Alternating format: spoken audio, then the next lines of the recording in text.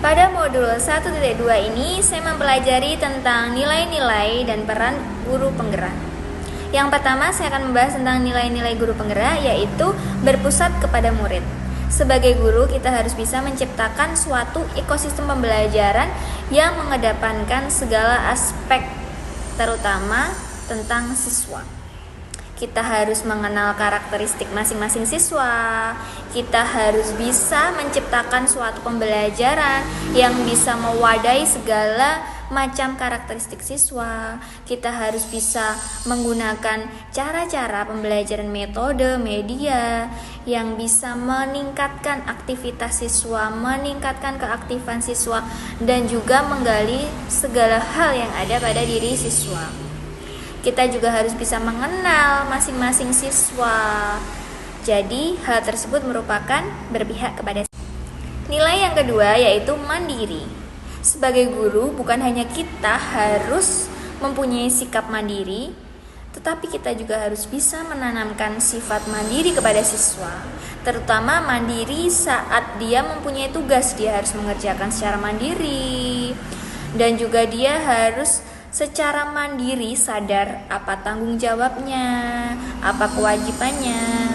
Nah, itu sebagai guru harus kita tanamkan kepada siswa, terutama di jenjang SD, agar kedepannya siswa jadi terbiasa dengan sifat dan sikap kemandirian yang ada pada diri mereka. Yang ketiga yaitu reflektif atau refleksi. Nah, di sini reflektif ataupun refleksi bisa dalam pembelajaran ataupun pekerjaan, bertujuan agar kita bisa mengetahui ketercapaian kegiatan yang telah kita lakukan, dan juga kita bisa mengevaluasinya, ataukah ada kekurangan, ataukah ada yang perlu ditambahkan, atau ada yang perlu bahkan diganti.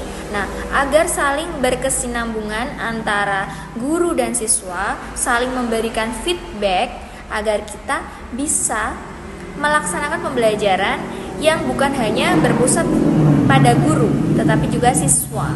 Jadi kita bisa saling bekerja sama untuk mendapatkan hasil pembelajaran yang terbaik. Yang keempat yaitu kolaborasi. Nah, di sini sebagai seorang guru penggerak, kita juga harus bisa berkolaborasi. Sebagai guru kita harus berkolaborasi terutama terhadap rekan sesama guru. Kita juga harus bisa berkolaborasi dengan baik dengan wali murid. Karena bagaimanapun untuk kepentingan siswa kita harus selalu berjalan beriringan. Kita harus selalu bekerja sama agar ketercapaian pembelajaran siswa bisa terwujud dengan maksimal. Dan juga kita harus menanamkan kepada siswa untuk berkolaborasi dengan teman, tidak membeda-bedakan teman. Nah, itu juga perlu dan penting kita terapkan terhadap siswa, yaitu sebagai wujud nilai kolaborasi yang kita implementasikan kepada diri kita sebagai guru penggerak dan juga kepada siswa.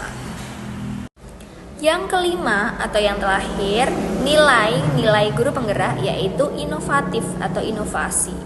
Nah, sebagai seorang guru kita harus selalu membuat suatu inovasi atau inovatif belajar.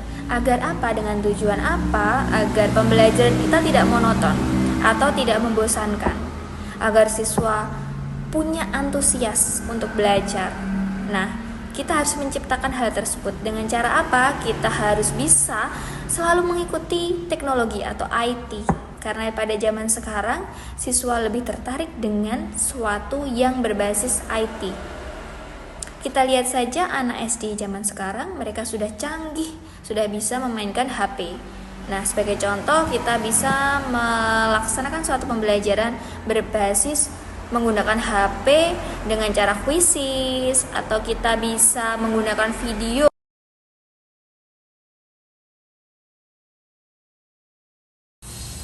Peran sebagai seorang guru penggerak, kita harus bisa menjadi pemimpin suatu pembelajaran. Nah, di sini maksudnya kita harus bisa menjadi coach atau pemimpin atau pengajar atau membantu terhadap rekan-rekan yang lain. Semisal dalam suatu lembaga atau sekolah kita melaksanakan kegiatan kombel atau komunitas belajar. Nah, di situ kita bisa menjadi coach bagi rekan yang lain agar bisa saling membantu. Nah, ini dinamakan suatu kolaborasi. Nah, sebagai seorang guru penggerak, kita juga harus bisa mendorong terjadinya suatu kolaborasi, mendorong terjadinya kelompok pengerjaan praktisi.